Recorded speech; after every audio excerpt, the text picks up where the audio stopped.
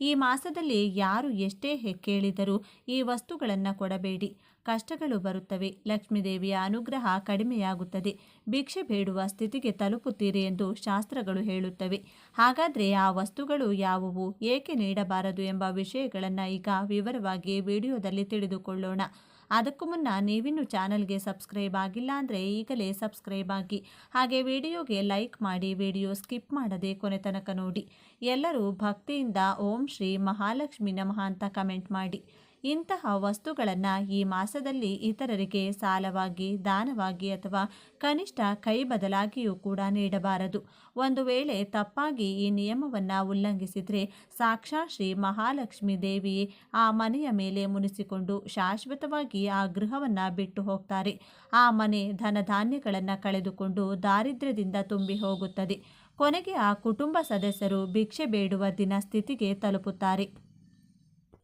ಆದ್ದರಿಂದಲೇ ಈ ಪವಿತ್ರವಾದ ಮಾಸದಲ್ಲಿ ಯಾವ ವಸ್ತುಗಳನ್ನು ಇತರರಿಗೆ ನೀಡಬಾರದು, ಅವುಗಳನ್ನು ನೀಡಿದರೆ ಇಂತಹ ಭೀಕರ ಪರಿಣಾಮಗಳು ಸಂಭವಿಸುತ್ತವೆಯೋ ಎಂದು ಪ್ರತಿಯೊಬ್ಬರೂ, ಮುಖ್ಯವಾಗಿ ಮಹಿಳೆಯರು ಕಡ್ಡಾಯವಾಗಿ ತಿಳಿದುಕೊಳ್ಳಬೇಕು.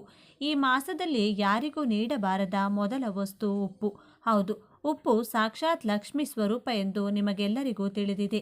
ಸಮುದ್ರ ಮಂಥನದಲ್ಲಿ ಲಕ್ಷ್ಮೀದೇವಿಯ ಜೊತೆಗೆ ಉಪ್ಪು ಕೂಡ ಹುಟ್ಟಿದೆ. ಆದ್ದರಿಂದಲೇ ಉಪ್ಪನ್ನು ನಾವು ಶ್ರೀ ಮಹಾಲಕ್ಷ್ಮಿಯಾಗಿ ಭಾವಿಸ್ತೇವೆ. ಸಾಮಾನ್ಯ ದಿನಗಳಲ್ಲಿ ಉಪ್ಪನ್ನು ಯಾರಿಗೂ ಕೈಗೆ ಕೊಡಬಾರದು ಎಂದು ಹೇಳ್ತಾರೆ. ಅಂತಹ ವಿಷ್ಣು ಮತ್ತು ಲಕ್ಷ್ಮೀ ದೇವಿಗೆ ಅತ್ಯಂತ ಪ್ರಿಯವಾದ ಈ ಮಾಸದಲ್ಲಿ ನೀವು ಮನೆಯಲ್ಲಿರುವ ಉಪ್ಪನ್ನು ಪಕ್ಕದ ಮನೆಯವರಿಗೆ, ಎದುರಿನ ಮನೆಯವರಿಗೆ ಸಾಲವಾಗಿ ಅಥವಾ ಅವರ ಮನೆಯಲ್ಲಿ ಮುಗಿದಿದೆ ಎಂದು ಕೇಳಿದರೆ ಸಹಾಯದ ಹೆಸರಿನಲ್ಲಿ ಅಪ್ಪಿತಪ್ಪಿಯೂ ಕೊಡಬಾರದು.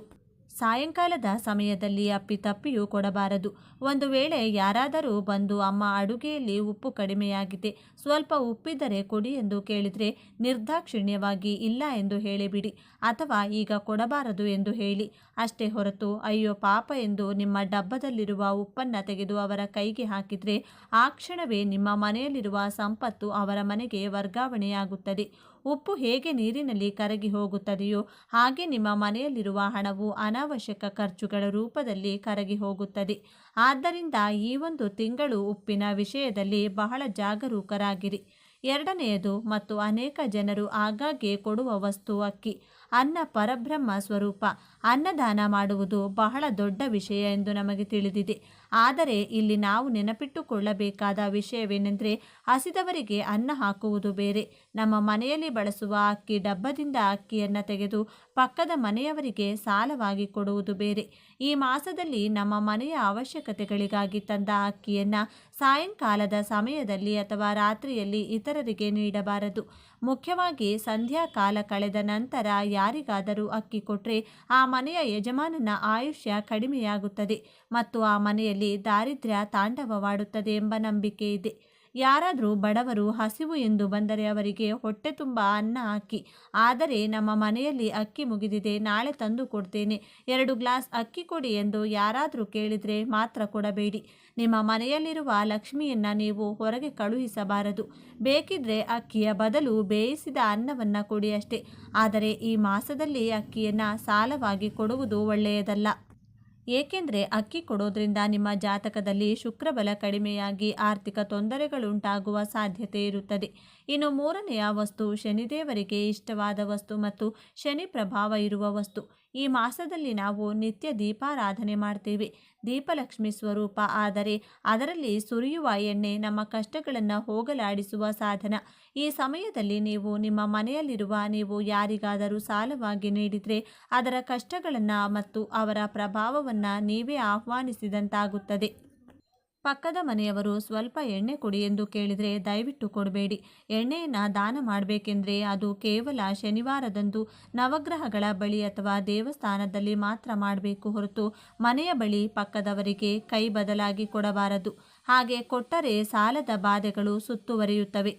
ನೀವು ಎಷ್ಟೇ ಸಂಪಾದಿಸಿದರೂ ಅದು ಎಣ್ಣೆಯಂತೆ ಸುಟ್ಟು ಹೋಗುತ್ತದೆ ಹೊರತು ಕೈಯಲ್ಲಿ ನಿಲ್ಲುವುದಿಲ್ಲ. ಆರೋಗ್ಯ ಸಮಸ್ಯೆಗಳು ಸಹ ಬರುವ ಅಪಾಯವಿದೆ. ಮುಂದಿನ ವಸ್ತು ಹಾಲು ಮತ್ತು ಮೊಸರು. ಶ್ರೀಕೃಷ್ಣನನ್ನು ಪೂಜಿಸುವಾಗ ಹಾಲು, ಮೊಸರು, ಬೆಣ್ಣೆ ಬೇಕು ಎಂದು ನಮಗೆ ತಿಳಿದಿದೆ. ಸಂಜೆ ಸಮಯದಲ್ಲಿ ಹಾಲು ಅಥವಾ ಮೊಸರನ್ನು ಯಾರಿಗೂ ಕೊಡಬಾರದು.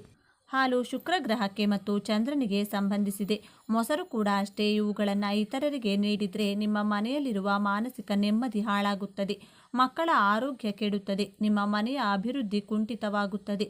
ಹಾಲು ಉಕ್ಕಿದಂತೆ ಮನೆಯಲ್ಲಿ ಐಶ್ವರ್ಯ ಉಕ್ಕಿ ಹರಿಯಬೇಕೆಂದರೆ ಈ ಒಂದು ತಿಂಗಳು ಯಾರಿಗೂ ಹಾಲು ಮೊಸರು ಸಾಲವಾಗಿ ನೀಡಬೇಡಿ. ಒಂದು ವೇಳೆ ನೀಡಬೇಕಾಗಿ ಬಂದರೆ ಅದಕ್ಕೆ ಪ್ರತಿಯಾಗಿ ಹಣ ತೆಗೆದುಕೊಳ್ಳದೆ ಉಚಿತವಾಗಿ ನೀಡಬೇಡಿ. ಆದರೆ ಸಾಧ್ಯವಾದಷ್ಟು ಇದನ್ನು ತಪ್ಪಿಸುವುದೇ ಉತ್ತಮ. ಮುಖ್ಯವಾಗಿ ಮೊಸರನ್ನ ರಾತ್ರಿ ಹೊತ್ತು ಮನೆಯ ಹೊಸ್ತಿಲು ದಾಟಿಸಬಾರದು. ನಿಮ್ಮಿಂದ ವಂಶಾಭಿವೃದ್ಧಿಗೆ ಸಂಬಂಧಿಸಿದ ದೋಷಗಳು ಉಂಟಾಗುತ್ತವೆ ಎಂದು ಶಾಸ್ತ್ರ ಹೇಳುತ್ತದೆ. ಮತ್ತೊಂದು ಅಪಾಯಕಾರಿ ವಸ್ತು ಮೆಣಸು. ಸಾಮಾನ್ಯವಾಗಿ ನಾವು ಅಡುಗೆಯಲ್ಲಿ ಖಾರಕ್ಕಾಗಿ ಮೆಣಸನ್ನು ಬಳಸುತ್ತೇವೆ. ಆದರೆ ಜ್ಯೋತಿಷ್ಯ ಶಾಸ್ತ್ರದ ಪ್ರಕಾರ ಮೆಣಸು ರವಿಗ್ರಹಕ್ಕೆ ಮತ್ತು ಕುಜಗ್ರಹಕ್ಕೆ ಸಂಬಂಧಿಸಿದೆ. ಅಲ್ಲದೆ ಇವು ಉಗ್ರವಾಗಿವೆ, ಶಕ್ತಿಯನ್ನು ಹೊಂದಿರುತ್ತವೆ. ಈ ಮಾಸದಲ್ಲಿ ವಾತಾವರಣ ತುಂಬ ತಂಪಾಗಿರುತ್ತದೆ. ಈ ಸಮಯದಲ್ಲಿ ದೇಹದಲ್ಲಿ ಶಾಖವನ್ನು ಉತ್ಪಾದಿಸಲು ಮೆಣಸು ಬಳಸುವುದು ಒಳ್ಳೆಯದು.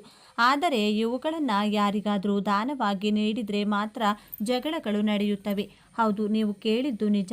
ಮೆಣಸು ಯಾರಿಗಾದರೂ ಕೈಗೆ ಕೊಟ್ಟರೆ ತೆಗೆದುಕೊಂಡವರಿಗೆ ಮತ್ತು ಕೊಟ್ಟವರಿಗೆ ನಡುವೆ ಮನಸ್ತಾಪಗಳು, ಜಗಳಗಳು, ಶತ್ರುತ್ವ ಉಂಟಾಗುವ ಸಾಧ್ಯತೆ ಇರುತ್ತದೆ. ನಿಮ್ಮ ಸಂಬಂಧಿಕರೇ ಆಗಲಿ ಅಥವಾ ನಿಮ್ಮ ಪ್ರಾಣ ಸ್ನೇಹಿತರೇ ಆಗಲಿ, ಅವರು ಮೆಣಸು ಕೇಳಿದರೆ ಇಲ್ಲ ಎಂದು ಹೇಳಿ. ಇಲ್ಲದಿದ್ದರೆ ಆ ಮೆಣಸಿನ ಖಾರದಿಂದ ಸಂಬಂಧದಲ್ಲಿಯೂ ಖಾರ ಹೆಚ್ಚಾಗಿ ಅನಗತ್ಯ ಜಗಳಗಳು ಬಂದು ಮಾನಸಿಕ ಶಾಂತಿಯನ್ನು ಕಳೆದುಕೊಳ್ಳುತ್ತಾರೆ. ಮನೆಯಲ್ಲಿ ಕಲಹಗಳು ಹೆಚ್ಚಾಗಲು ಇದು ಒಂದು ಕಾರಣವಾಗುತ್ತದೆ. ಅಲ್ಲದೆ ಕಡಲೆ ಹಿಟ್ಟು. ಕಡಲೆಗಳು ಗುರು ಗ್ರಹಕ್ಕೆ ಸಂಬಂಧಿಸಿದ ಧಾನ್ಯ. ಈ ಮಾಸದಲ್ಲಿ ಗುರುಗಳು ನಮಗೆ ಬಹಳ ಅವಶ್ಯಕ. ಅಂತಹ ಸಮಯದಲ್ಲಿ ನೀವು ಕಡಲೆ ಹಿಟ್ಟನ್ನು ಯಾರಿಗಾದರೂ ನೀಡಿದರೆ ನಿಮ್ಮ ಗುರುಬಲ ಕಡಿಮೆಯಾಗುತ್ತದೆ. ನಿಮ್ಮ ಮನೆಯಲ್ಲಿ ಶುಭ ಕಾರ್ಯಗಳು ನಡೆಯುವುದು ತಡವಾಗುತ್ತಿದೆ. ಹಣಕಾಸಿನ ವಿಷಯಗಳಲ್ಲಿ ಹೋಗುವ ಸಾಧ್ಯತೆ ಇರುತ್ತದೆ. ಅಥವಾ ನೀವು ಯಾರಿಗಾದರೂ ಹಣವನ್ನು ಸಾಲವಾಗಿ ನೀಡಿದರೆ ಅದು ಹಿಂತಿರುಗಿ ಬರದೇ ಇರಬಹುದು. ಮಕ್ಕಳ ವಿದ್ಯಾಭ್ಯಾಸದ ಮೇಲೆ ಇದು ಪರಿಣಾಮ ಬೀರುತ್ತದೆ. ಆದ್ದರಿಂದ ಬಜ್ಜಿಗಳನ್ನು ಮಾಡಲು ಅಥವಾ ಪಕೋಡಗಳನ್ನು ಮಾಡಲು ನೆರೆಮನೆಯವರು ಕಡಲೆ ಹಿಟ್ಟನ್ನು ಕೇಳಿದರೆ ನಿರ್ದಾಕ್ಷಿಣ್ಯವಾಗಿ ನಿರಾಕರಿಸಿ. ನಿಮ್ಮ ಐಶ್ವರ್ಯವನ್ನು ಕಾಪಾಡಿಕೊಳ್ಳಿ. ಇದರ ಜೊತೆಗೆ ಈ ತಿಂಗಳಲ್ಲಿ ಕರ್ಪೂರವನ್ನು ಸಹ ಯಾರಿಗೂ ನೀಡಬಾರದು. ಕರ್ಪೂರವು ಮನೆಗೆ ಮತ್ತು ದೇವರಿಗೆ ಬೆಳಕನ್ನು ನೀಡುತ್ತದೆ. ಆರತಿ ಮಾಡುವಾಗ ಕರ್ಪೂರವನ್ನು ಬೆಳಗಿಸಿದರೆ ನಮ್ಮ ಕಷ್ಟಗಳೆಲ್ಲ ಮಂಜುಗಡ್ಡೆಯಂತೆ ಕರಗಿ ಹೋಗುತ್ತವೆ ಎಂದು ನಂಬುತ್ತೇವೆ. ಕರ್ಪೂರವು ಸಾಕ್ಷಾತ್ ಶುಕ್ರನಿಗೆ ವಿಶೇಷವಾಗಿದೆ. ನಮ್ಮ ಮನೆಯಲ್ಲಿ ನಿತ್ಯ ಬೆಳಗಿಸುವ ಕರ್ಪೂರ ಆರತಿಯು ನಮ್ಮ ವಂಶಕ್ಕೆ ತೇಜಸ್ಸನ್ನು ನೀಡುತ್ತದೆ. ಅಂತಹ ಕರ್ಪೂರವನ್ನು ನೀವು ಬೇರೆಯವರಿಗೆ ನೀಡಿದರೆ ನಿಮ್ಮ ಮನೆಯಲ್ಲಿ ಇರಬೇಕಾದ ತೇಜಸ್ಸನ್ನು, ನಿಮ್ಮ ಮನೆಯಲ್ಲಿ ಇರಬೇಕಾದ ಸಕಾರಾತ್ಮಕ ಶಕ್ತಿಯನ್ನು ಅವರಿಗೆ ನೀಡಿದಂತೆ. ನಮ್ಮ ಮನೆಯಲ್ಲಿ ಕರ್ಪೂರ ಮುಗಿದಿದೆ, ಆರತಿ ಮಾಡಬೇಕು, ಒಂದು ಬಿಲ್ಲೆ ಇದ್ದರೆ ಕೊಡಿ ಎಂದು ಯಾರಾದರೂ ಕೇಳಿದರೆ ದೇವರ ಕಾರ್ಯ ಅಲ್ವಾ ಎಂದು ಕೊಟ್ಟು ಬಿಡಬೇಡಿ. ಹಾಗೆ ನೀಡೋದ್ರಿಂದ ನಿಮ್ಮ ಮನೆಗೆ ಅರಿಷ್ಟ ಉಂಟಾಗುತ್ತದೆ. ನಿಮ್ಮ ಮನೆಯಲ್ಲಿ ಒಳ್ಳೆಯ ಕೆಲಸಗಳು ನಿಂತು ಹೋಗುತ್ತವೆ. ಇನ್ನು ಕೊನೆಯ ವಸ್ತು ಯಾವುದು ಎಂದರೆ ಮೊಟ್ಟೆಗಳು. ಈ ಮಾಸ ಪರಮ ಪವಿತ್ರವಾದ ಮಾಸವಾಗಿರುವುದರಿಂದ ಅನೇಕರು ಈ ತಿಂಗಳು ಮಾಂಸಾಹಾರವನ್ನು ಮುಟ್ಟುವುದಿಲ್ಲ. ಆದರೆ ಕೆಲವರು ಮೊಟ್ಟೆಗಳನ್ನು ತಿನ್ನುತ್ತಾರೆ ಅಥವಾ ಬೇಯಿಸಿಕೊಳ್ಳುತ್ತಾರೆ. ಅದು ಅವರವರ ಇಷ್ಟ. ನೀವು ಮೊಟ್ಟೆಗಳನ್ನು ಬೇಯಿಸಿ ತಿಂದರೂ ಪರವಾಗಿಲ್ಲ. ಆದರೆ ಯಾವುದೇ ಪರಿಸ್ಥಿತಿಯಲ್ಲಿಯೂ ಈ ತಿಂಗಳಲ್ಲಿ ಮೊಟ್ಟೆಗಳನ್ನು ಯಾರಿಗೂ ನೀಡಬಾರದು, ದಾನವಾಗಿಯೂ ನೀಡಬಾರದು. ನೀವು ಇಂತಹ ವಸ್ತುಗಳನ್ನು ವಿನಿಮಯ ಮಾಡುವುದರಿಂದ ಆ ಮನೆಯಲ್ಲಿ ನಕಾರಾತ್ಮಕ ಶಕ್ತಿ ಹೆಚ್ಚಾಗುತ್ತದೆ. ಇದು ದಾರಿದ್ರ್ಯಕ್ಕೆ ಕಾರಣವಾಗುತ್ತದೆ. ಆರ್ಥಿಕವಾಗಿ ನೀವು ಎಷ್ಟೇ ಎತ್ತರಕ್ಕೇರಿದರೂ ಒಮ್ಮೆಲೆ ಕೆಳಗೆ ಬೀಳುವ ಅಪಾಯವಿರುತ್ತದೆ.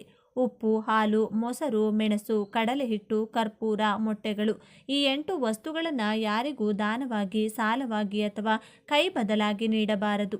ಸ್ನೇಹಿತರೆ, ಈ ಮಾಹಿತಿ ನಿಮಗೆ ಇಷ್ಟವಾಗಿದ್ದಲ್ಲಿ ದಯವಿಟ್ಟು ಶೇರ್ ಮಾಡಿ, ಲೈಕ್ ಮಾಡಿ ಮತ್ತು ನಮ್ಮ ಚಾನಲ್ಗೆ ಸಬ್ಸ್ಕ್ರೈಬ್ ಆಗಿ. ಎಲ್ಲರೂ ಭಕ್ತಿಯಿಂದ ಓಂ ಶ್ರೀ ಶನೇಶ್ವರ ನಮಃ ಅಂತ ಕಮೆಂಟ್ ಮಾಡಿ. ಜೀವನದಲ್ಲಿ ಅದೃಷ್ಟವಿದ್ದರೆ ಸುಖ, ಸಂಪತ್ತು ಎಲ್ಲವೂ ನಮ್ಮನ್ನರಸಿ ಬರುತ್ತದೆ. ಅದೃಷ್ಟವನ್ನು ಮನೆಗೆ ಬರಮಾಡಿಕೊಳ್ಳಲು ನಾವು ಯಾವ ಕ್ರಮ ಕೈಗೊಳ್ಳಬಹುದು ಎನ್ನುವುದನ್ನು ಜ್ಯೋತಿಷ್ಯ ಶಾಸ್ತ್ರದಲ್ಲಿ ವಿವರಿಸಲಾಗಿದೆ. ನಾವೆಲ್ಲರೂ ನಮ್ಮ ಜೀವನದಲ್ಲಿ ಅದೃಷ್ಟ ಬದಲಾಗಲಿ ಎಂದು ಹಾರೈಸುತ್ತೇವೆ ಮತ್ತು ಪ್ರಾಮಾಣಿಕವಾಗಿ ನಾವೆಲ್ಲರೂ ಅದನ್ನು ಪ್ರಯತ್ನಿಸುತ್ತಲೂ ಒಂದಲ್ಲ ಒಂದು ಮಾರ್ಗವನ್ನು ಅವಲಂಬಿಸಿದ್ದೇವೆ. ಕೆಲವರು ಧಾರ್ಮಿಕ ಸ್ಥಳಕ್ಕೆ ಭೇಟಿ ನೀಡುವುದರ ಮೂಲಕ ನಮ್ಮ ಅದೃಷ್ಟ ಬದಲಾಗುತ್ತದೆ ಎಂದುಕೊಂಡರೆ, ಮತ್ತೊಂದೆಡೆ ದೇವರೊಂದಿಗೆ ಸಂಪರ್ಕ ಹೊಂದಲು ಮತ್ತು ಆತನ ಆಶೀರ್ವಾದವನ್ನು ಪಡೆಯಲು ಧ್ಯಾನವನ್ನು ಅನುಸರಿಸುವುದನ್ನು ಪರಿಗಣಿಸುತ್ತಾರೆ. ಆದಾಗ್ಯೂ ಅದೃಷ್ಟವನ್ನು ಸಾಧಿಸುವ ಈ ವಿಧಾನಗಳಿಗೆ ಸೇರ್ಪಡೆ ಅಂದರೆ ಅದೃಷ್ಟ ತರುವ ವಸ್ತು ಯಾವುದು ಗೊತ್ತಾ? ಮನೆಯಲ್ಲಿ ಹಣಕಾಸಿನ ಸಮಸ್ಯೆಗಳು ಇರಬಾರದು. ಸಾಲದ ಸಮಸ್ಯೆಗಳೆಲ್ಲ ನಿವಾರಣೆಯಾಗಬೇಕು. ಮಾಡುವಂತಹ ಕೆಲಸಗಳಲ್ಲೆಲ್ಲ ಯಶಸ್ಸು ದೊರೆಯಬೇಕು. ಸಂತಾನ ಪ್ರಾಪ್ತವಾಗಬೇಕು ಹಾಗೂ ಮಕ್ಕಳು ಸಹ ಓದಬೇಕು ಹಾಗೂ ಕೆಲಸ ಕಾರ್ಯಗಳಲ್ಲಿ ಮುಂದೆ ಬರಬೇಕು ಎಂದರೆ ಅದಕ್ಕೆ ಮಹಾಲಕ್ಷ್ಮಿಯ ಅನುಗ್ರಹ ಬೇಕೇ ಬೇಕು.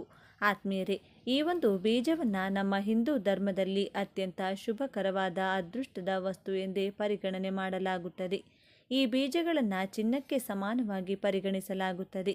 ಈ ಬೀಜಗಳು ಮನೆಯಲ್ಲಿದ್ದರೆ ಸಾಕು, ಮಹಾಲಕ್ಷ್ಮೀ ದೇವಿ ಕೃಪೆಗೆ ಪಾತ್ರರಾಗಬಹುದು. ಸಂಪತ್ತು ಆಕರ್ಷಿತಗೊಳ್ಳುವುದಲ್ಲದೆ ಗ್ರಹದೋಷಗಳಿಗೂ ಸಹ ಪರಿಹಾರವನ್ನು ಕಂಡುಕೊಳ್ಳಬಹುದು. ಮುರಿದ ಸಂಬಂಧಗಳನ್ನು ಮರುನಿರ್ಮಿಸಲು, ನಕಾರಾತ್ಮಕತೆಯನ್ನು ದೂರ ಮಾಡಲು ಹಾಗೂ ಅಪಾಯಗಳ ವಿರುದ್ಧ ಹೋರಾಡಲು ಈ ಬೀಜಗಳು ಪರಿಣಾಮಕಾರಿಯಾಗಿ ಕೆಲಸ ಮಾಡುತ್ತವೆ. ನಾವಿಂದು ಹೇಳ ಹೊರಟಿರುವಂಥ ವಸ್ತುವಿನ ಹೆಸರೇ ಗುಲಗಂಜಿ. ಕಡು ಕೆಂಪಗಿನ ಮೈಬಣ್ಣ ಹಾಗೂ ಕಪ್ಪು ಚುಕ್ಕೆ ಇರುವಂತಹ ಸಣ್ಣ ಬೀಜವೇ ಗುಲಗಂಜಿ. ಇದು ಮೊಟ್ಟೆಯ ಆಕಾರದಲ್ಲಿರುತ್ತದೆ. ನಮ್ಮ ಈ ಪ್ರಸ್ತುತ ಸಂಚಿಕೆಯಲ್ಲಿ ಗುಲಗಂಜಿ ಏಕಿಷ್ಟು ವಿಶೇಷ, ಈ ಗುಲಗಂಜಿಯಿಂದ ಲಕ್ಷ್ಮಿ ಕಟಾಕ್ಷಕ್ಕೆ ಪಾತ್ರರಾಗುವುದು ಹೇಗೆ ಎಂಬಿತ್ಯಾದಿ ಕುತೂಹಲಭರಿತ ಮಾಹಿತಿಗಳನ್ನೆಲ್ಲ ಒಂದೊಂದಾಗಿ ತಿಳಿದುಕೊಳ್ಳೋಣ. ಅದಕ್ಕೂ ಮುಂಚೆ ನೀವಿನ್ನು ಚಾನಲ್ಗೆ ಸಬ್ಸ್ಕ್ರೈಬ್ ಆಗಿಲ್ಲ ಅಂದರೆ ಈಗಲೇ ಸಬ್ಸ್ಕ್ರೈಬ್ ಆಗಿ, ಹಾಗೆ ವಿಡಿಯೋಗೆ ಲೈಕ್ ಮಾಡಿ, ವಿಡಿಯೋ ಸ್ಕಿಪ್ ಮಾಡದೆ ಕೊನೆ ತನಕ ನೋಡಿ. ಎಲ್ಲರೂ ಭಕ್ತಿಯಿಂದ ಓಂ ಶ್ರೀ ಮಹಾಲಕ್ಷ್ಮಿ ನಮಃ ಅಂತ ಕಮೆಂಟ್ ಮಾಡಿ. ಗುಲಗಂಜಿ ಈ ಮಣಿಗಳನ್ನು ಹಿಂದೂ ಧರ್ಮದಲ್ಲಿ ಅತ್ಯಂತ ಶುಭಕರವಾದ ಅದೃಷ್ಟದ ವಸ್ತು ಎಂದು ಪರಿಗಣಿಸಲಾಗಿದೆ. ಇದರ ಗಿಡಗಳು ಹೆಚ್ಚಾಗಿ ಅರಾವಳಿ ಪರ್ವತದಲ್ಲಿ ಬೆಳೆಯುತ್ತವೆ. ನಂಬಿಕೆಯ ಪ್ರಕಾರ ಇದು ಯಾರ ಕೈ ಸೇರಬೇಕೋ ಅವರ ಕೈಯನ್ನೇ ಸೇರುತ್ತದೆಯಂತೆ. ಈ ಮಣಿಗಳಿಗೆ ಸಂಬಂಧಿಸಿದ ಇನ್ನೊಂದು ನಂಬಿಕೆ ಅಂದರೆ ಇದು ಎಂದಿಗೂ ದುರದೃಷ್ಟಕರ ವ್ಯಕ್ತಿಯೊಂದಿಗೆ ಇರುವುದಿಲ್ಲ. ಆದ್ದರಿಂದ ನೀವು ಅವುಗಳನ್ನು ಕಳೆದುಕೊಂಡ್ರೆ ನಿಮ್ಮ ಕರ್ಮವನ್ನು ನೀವು ಬದಲಾಯಿಸಬೇಕಾಗಿದೆ ಎನ್ನುವುದನ್ನು ಅರ್ಥ ಮಾಡಿಕೊಳ್ಳಿ. ಈ ಮಣಿಗಳು ಲಕ್ಷ್ಮೀ ದೇವರನ್ನು ಸಂಕೇತಿಸುತ್ತವೆ. ಆದ್ದರಿಂದ ಯಾವಾಗಲೂ ಲಾಕರ್, ಪರ್ಸ್, ವ್ಯಾಲೆಟ್ ಇತ್ಯಾದಿಗಳಲ್ಲಿ ಇಡಬೇಕು. ಇವು ಸಂಪತ್ತನ್ನು ನೀಡುವುದರ ಜೊತೆಗೆ ಮುರಿದ ಸಂಬಂಧಗಳನ್ನು ಪುನರ್ನಿರ್ಮಿಸಲು, ನಕಾರಾತ್ಮಕತೆಯನ್ನು ದೂರವಿಡಲು ಮತ್ತು ದೈಹಿಕ ಅಪಾಯಗಳ ವಿರುದ್ಧ ಹೋರಾಡಲು ಗುಲಗಂಜಿ ಮಣಿಗಳು ಸಹಾಯ ಮಾಡುತ್ತವೆ. ಇನ್ನೊಂದು ವಿಚಾರವೆಂದರೆ ಈ ಗುಲಗಂಜಿ ಅತ್ಯಂತ ವಿಷಕಾರಿಯೂ ಹೌದು. ಗುಲಗಂಜಿ ನೋಡಲು ಕೃತಕ ವಸ್ತುವಿನಂತೆ ಕಂಡುಬಂದರೂ ಇದೊಂದು ಪ್ರಕೃತಿ ದತ್ತವಾಗಿ ಬರುವಂತಹ ಸಂಪತ್ತು. ಗುಲಗಂಜಿ ದ್ವಿದಳ ಸಸ್ಯಗಳಲ್ಲಿ ಬಿಡುವಂತಹ ಒಂದು ಬೀಜ. ಇದರ ಗಾತ್ರ ಹಲಸಂದೆ ಕಾಳಿನಷ್ಟಿರುತ್ತದೆ. ಕೆಂಪು ಬಣ್ಣದ ಚಿಕ್ಕ ಹವಳಗಳಂತೆ ಇರುವುದರಿಂದ ಹವಳ ಬಟಾಣಿ ಎಂದು ಸಹ ಕರೆಯುತ್ತಾರೆ. ಗುಲಗಂಜಿಯ ಗಿಡ ಹಳದಿ ಬಣ್ಣದ್ದಾಗಿದ್ದು ಕೆಂಪು ಹೂಗಳನ್ನು ಬಿಡುತ್ತದೆ. ಇದು ಬೇರೆ ಮರಗಳನ್ನು ಆಶ್ರಯಿಸಿ ಬೆಳೆಯುವಂತಹ ಬಳ್ಳಿಯಾಗಿದೆ. ಸಾಮಾನ್ಯವಾಗಿ ಒಂದು ಗೊಂಚಲಿನಲ್ಲಿ ಅನೇಕ ಫಲಗಳಿರುತ್ತವೆ. ಒಂದೊಂದು ಫಲದಲ್ಲಿಯೂ ಸಹ 3 ರಿಂದ 5 ಬೀಜಗಳಿರುತ್ತವೆ. ಕಾಡುಗಳಲ್ಲಿ ಯಥೇಚ್ಛವಾಗಿ ಬೆಳೆಯುವುದರಿಂದ ಗುಲಗಂಜಿಯನ್ನು ಕಾಡಿನ ರಾಣಿ ಎಂದು ಸಹ ಕರೆಯಲಾಗುತ್ತದೆ. ಕಡು ಕೆಂಪಗಿನ ಮೈಬಣ್ಣ ಮತ್ತು ಕಪ್ಪು ಚುಕ್ಕೆ ಇರುವ ಗುಲಗಂಜಿಯ ಸೌಂದರ್ಯಕ್ಕೆ ಮನಸೋಲದವರೇ ಇಲ್ಲ. ಚೀನಾ ದೇಶದಲ್ಲಿ ಗುಲಗಂಜಿ ಪ್ರೀತಿಯ ಸಂಕೇತವಾಗಿದೆ. ಕೆಂಪು ಮಾತ್ರವಲ್ಲದೆ ಬಿಳಿ, ಹಳದಿ, ಹಸಿರು ಹಾಗೂ ಕಪ್ಪು ಬಣ್ಣಗಳಲ್ಲಿಯೂ ಸಹ ಗುಲಗಂಜಿ ಲಭ್ಯವಿರುತ್ತದೆ. ಗುಲಗಂಜಿಗಳಲ್ಲಿ ಹಸಿರು ಮತ್ತು ಕಪ್ಪು ಗುಲಗಂಜಿಗಳು ದೊರಕುವುದೇ ಬಹಳ ವಿರಳ. ಪ್ರಾಚೀನ ಕಾಲಗಳಲ್ಲಿ ಬಂಗಾರದ ಅಂಗಡಿಗಳಲ್ಲಿ ಚಿನ್ನವನ್ನು ತೂಕ ಮಾಡಲು ಗುಲಗಂಜಿ ಬೀಜಗಳನ್ನು ಬಳಸಲಾಗ್ತಿತ್ತು. ಎಲ್ಲ ಗುಲಗಂಜಿ ಬೀಜಗಳು ಒಂದೇ ತೂಕವನ್ನು ಹೊಂದಿರುವುದು ಮತ್ತೊಂದು ವಿಶೇಷ. ಒಂದು ಗುಲಗಂಜಿ ಬೀಜದ ತೂಕ 125 ml ಎಷ್ಟು ಬೀಜಗಳು ಸೇರಿ 8 ಬೀಜಗಳು ಸೇರಿ 1 ಗ್ರಾಂ ತೂಗುತ್ತವೆ. ಗುಲಗಂಜಿಯ ಈ ಏಕರೂಪದ ತೂಕದಿಂದಾಗಿ ಇದನ್ನು ಬಂಗಾರವನ್ನು ತೂಕ ಮಾಡಲು ಬಳಸಲಾಗ್ತಿತ್ತು. ಈಗೆಲ್ಲ ಬಂಗಾರವನ್ನು ತೂಕ ಮಾಡಲು ಎಲೆಕ್ಟ್ರಾನಿಕ್ ತೂಕದ ಮಷಿನ್ಗಳು ಬಂದಿರುವುದರಿಂದ ಪ್ರಾಚೀನ ಕಾಲದ ರೀತಿಯಲ್ಲಿ ಗುಲಗಂಜಿಯ ಉಪಯೋಗ ಇಲ್ಲವೆಂದೇ ಹೇಳ್ಬೋದು. ಗುಲಗಂಜಿಯ ಆಕರ್ಷಕ ರಕ್ತವರ್ಣದ ಹೊಳಪು 30 ವರ್ಷಗಳವರೆಗೂ ಸಹ ಮಾಸದೆ ಉಳಿದುಕೊಳ್ಳುವುದರಿಂದ ಇದನ್ನು ಆಭರಣಗಳ ತಯಾರಿಕೆಯಲ್ಲಿಯೂ ಸಹ ಬಳಸಲಾಗುತ್ತದೆ. ಗುಲಗಂಜಿಯಿಂದ ತಯಾರಾದ ಆಭರಣಗಳನ್ನು ಧರಿಸುವುದು ಸಹ ಪ್ರತಿಷ್ಠೆಯ ವಿಷಯವಾಗಿತ್ತು. ಈಗಲೂ ಗುಲಗಂಜಿ ಮಣಿಗಳನ್ನು ಜಪಮಾಲೆ ತಯಾರಿಸಲು ಬಳಸಲಾಗುತ್ತದೆ. ಮಹಾಲಕ್ಷ್ಮೀ ದೇವಿಗೆ ಗುಲಗಂಜಿ ಎಂದರೆ ಬಹಳ ಇಷ್ಟ. ಚಿನ್ನ ಮಹಾಲಕ್ಷ್ಮೀ ದೇವಿಗೆ ಸಮ. ಈ ಬೀಜಗಳೊಂದಿಗೆ ಚಿನ್ನವನ್ನು ತೂಗುತ್ತಿದ್ದುದರಿಂದ ಗುಲಗಂಜಿ ಬೀಜಗಳು ಮಹಾಲಕ್ಷ್ಮೀ ದೇವಿಯನ್ನು ಸಂಕೇತಿಸುತ್ತವೆ. ಗುಲಗಂಜಿ ಬೀಜಗಳು ಅದೃಷ್ಟವನ್ನು ನೀಡುವುದಲ್ಲದೆ ಕೆಟ್ಟ ದೃಷ್ಟಿಯಿಂದಲೂ ಸಹ ರಕ್ಷಣೆಯನ್ನು ನೀಡುತ್ತವೆ. ಗುಲಗಂಜಿ ಬೀಜಗಳನ್ನು ದೀಪಾವಳಿ ಹಬ್ಬ, ಅಕ್ಷಯ ತೃತೀಯ ಹಬ್ಬಗಳೆಂದು ಪೂಜಿಸಿ ಆನಂತರ ಕೆಂಪು ವಸ್ತ್ರದಲ್ಲಿ ಸುತ್ತಿ ತಿಜೋರಿಯಲ್ಲಿರಿಸುವುದರಿಂದ ಸಂಪತ್ತು ವೃದ್ಧಿಯಾಗುತ್ತದೆ. ಲಕ್ಷ್ಮಿ ಕಟಾಕ್ಷವು ದೊರೆತು ಸಂತೋಷ ಹಾಗೂ ನೆಮ್ಮದಿ ಪ್ರಾಪ್ತವಾಗುತ್ತದೆ. ವ್ಯಾಪಾರ ಹಾಗೂ ಉದ್ಯೋಗಗಳಲ್ಲಿ ಅಭಿವೃದ್ಧಿಗಾಗಿ ಗುಲಗಂಜಿಯನ್ನು ಗಲ್ಲಪೆಟ್ಟಿಗೆಯಲ್ಲಿಯೂ ಸಹ ಇರಿಸಲಾಗುತ್ತದೆ. ಅಲ್ಲದೆ ಗುಲಗಂಜಿ ಬೀಜಗಳು ಕೆಟ್ಟ ದೃಷ್ಟಿ ಹಾಗೂ ಮಾಟಮಂತ್ರ ದುಷ್ಪರಿಣಾಮಗಳನ್ನು ಹೋಗಲಾಡಿಸುವ ಗುಣವನ್ನು ಹೊಂದಿರುತ್ತವೆ. ವೆಸ್ಟ್ ಇಂಡೀಸ್ನಲ್ಲಿ ಗುಲಗಂಜಿಯನ್ನು ದೃಷ್ಟಿ ನಿವಾರಕವಾಗಿ ತೋಳುಬಂದಿಯಲ್ಲಿ ಬಳಸಲಾಗುತ್ತದೆ. ಅಷ್ಟು ಮಾತ್ರವಲ್ಲದೆ ಗುಲಗಂಜಿಯಿಂದ ಹಲವು ಗ್ರಹ ದೋಷಗಳಿಗೂ ಸಹ ಪರಿಹಾರ ಲಭಿಸುತ್ತದೆ. ಬಿಳಿ ಬಣ್ಣದ ಗುಲಗಂಜಿಯನ್ನು ಮನೆಯಲ್ಲಿ ಇಟ್ಟುಕೊಳ್ಳುವುದರಿಂದ ಶುಕ್ರ ಗ್ರಹ ದೋಷ, ಕೆಂಪು ಬಣ್ಣದ ಗುಲಗಂಜಿಯನ್ನು ಕುಜದೋಷ, ಕಪ್ಪು ಬಣ್ಣದ ಗುಲಗಂಜಿಯಿಂದ ಶನಿ ದೋಷ, ಹಳದಿ ಬಣ್ಣದ ಗುಲಗಂಜಿಯಿಂದ ಗುರುದೋಷ ಹಾಗೂ ಹಸಿರು ಬಣ್ಣದ ಗುಲಗಂಜಿಯಿಂದ ಬುಧ ದೋಷ ನಿವಾರಣೆಯಾಗುತ್ತದೆ. ಗುಲಗಂಜಿಯ ಕುರಿತು ಅನೇಕ ಜನಪದದ ನಂಬಿಕೆಗಳಿವೆ. ಗುಲಗಂಜಿಯು ಯಾರ ಕೈಯನ್ನು ಸೇರಬೇಕೋ ಅವರ ಕೈಯನ್ನು ಮಾತ್ರ ಸೇರುತ್ತದೆ. ಕೆಟ್ಟ ಚಿಂತನೆ ಮತ್ತು ಕೆಟ್ಟ ದೃಷ್ಟಿ ಹೊಂದಿರುವ ವ್ಯಕ್ತಿಯೊಂದಿಗೆ ಗುಲಗಂಜಿ ಇರುವುದಿಲ್ಲ ಎಂಬುದು ನಮ್ಮ ಹಿಂದೂಗಳಲ್ಲಿ ಪುರಾತನ ಕಾಲದಿಂದಲೂ ಇರುವಂತಹ ಒಂದು ನಂಬಿಕೆ. ಇತ್ತೀಚಿನ ಕಾಲಘಟ್ಟದಲ್ಲಿ ಗುಲಗಂಜಿ ಬೀಜಗಳಲ್ಲಿ ಕಪ್ಪು ಬಣ್ಣ ಕಡಿಮೆಯಾಗುತ್ತಾ ಬಂದಿದೆ. ಯಾವಾಗ ಗುಲಗಂಜಿಯಲ್ಲಿ ಕಪ್ಪು ಬಣ್ಣವೇ ಇರುವುದಿಲ್ಲವೋ ಆಗ ಪ್ರಳಯವಾಗುತ್ತದೆ ಎಂಬುದು ಜನಪದದ ನಂಬಿಕೆ. ಎಲ್ಲ ವಸ್ತುಗಳಲ್ಲಿಯೂ ಒಳ್ಳೆಯದು ಮತ್ತು ಕೆಟ್ಟದ್ದು ಎಂಬ ಎರಡು ಮುಖಗಳಿರುವಂತೆ ಗುಲಗಂಜಿಯಲ್ಲಿಯೂ ಸಹ ಒಂದು ಕೆಟ್ಟ ಅಂಶವಿದೆ. ಅದೇ ಗುಲಗಂಜಿಯಲ್ಲಿರುವಂತಹ ವಿಷ. ಗುಲಗಂಜಿಯ ಬೀಜದಲ್ಲಿ ಅಬ್ರಿನ್ ಎಂಬ ಅಪಾಯಕಾರಿ ವಿಷವಿರುತ್ತದೆ. ಇದು ನಾಗರ ಹಾವಿನ ವಿಷಕ್ಕಿಂತಲೂ ಬಹಳ ವಿಷಕಾರಿ. ಮತ್ತೊಂದು ವಿಶೇಷತೆ ಎಂದರೆ ಗುಲಗಂಜಿಯ ಬೀಜದಲ್ಲಿ ಮಾತ್ರ ಈ ವಿಷವಿರುತ್ತದೆ. ಕಾಂಡ, ಎಲೆಗಳಲ್ಲಿ ಈ ವಿಷ ಕಂಡು ಬರುವುದಿಲ್ಲ. ಅದರಲ್ಲಿಯೂ ಗುಲಗಂಜಿ ಬೀಜದ ಮೇಲ್ಭಾಗದಲ್ಲಿ ಯಾವುದೇ ವಿಷವಿರುವುದಿಲ್ಲ. ಬೀಜದ ತಿರುಳಿನಲ್ಲಿ ವಿಷವಿರುತ್ತದೆ. ಹಾಗಾಗಿಯೇ ಬೀಜವನ್ನು ಜಗಿದರೆ ಅಪಾಯವಾಗುವ ಸಾಧ್ಯತೆ ಇರುತ್ತದೆ. ಏಕೆಂದರೆ ಬೀಜವನ್ನು ಅಗೆದಾಗಲೇ ಅದರ ವಿಷಕಾರಿ ಹೊರಗೆ ಬರುವುದು. ಇದೇ ಕಾರಣಕ್ಕೆ ಮಕ್ಕಳಿಂದ ಗುಲಗಂಜಿಯನ್ನು ದೂರವಿಡಲೇಬೇಕು. ಗುಲಗಂಜಿಯಲ್ಲಿರುವ ವಿಷದ ಕಾರಣದಿಂದಾಗಿಯೇ ಗುಲಗಂಜಿಯನ್ನು ವಿಶ್ವಯುದ್ಧದಲ್ಲಿ ಶತ್ರು ಸೈನಿಕರನ್ನು ಕೊಲ್ಲಲು ಬಳಸಲಾಗಿತ್ತು ಎಂಬ ಬಗ್ಗೆ ದಾಖಲೆಗಳಿವೆ. ಗುಲಗಂಜಿ ಬೀಜಗಳನ್ನು ಅರೆದು ಯುದ್ಧಕ್ಕೆ ಬಳಸುವ ಖಡ್ಗ, ಕತ್ತಿ ಹಾಗೂ ಇತರ ಆಯುಧಗಳಿಗೆ ಲೇಪಿಸಿ ಶತ್ರು ಸೈನಿಕರನ್ನು ಕೊಲ್ಲಲು ಬಳಸುತ್ತಿದ್ದರಂತೆ.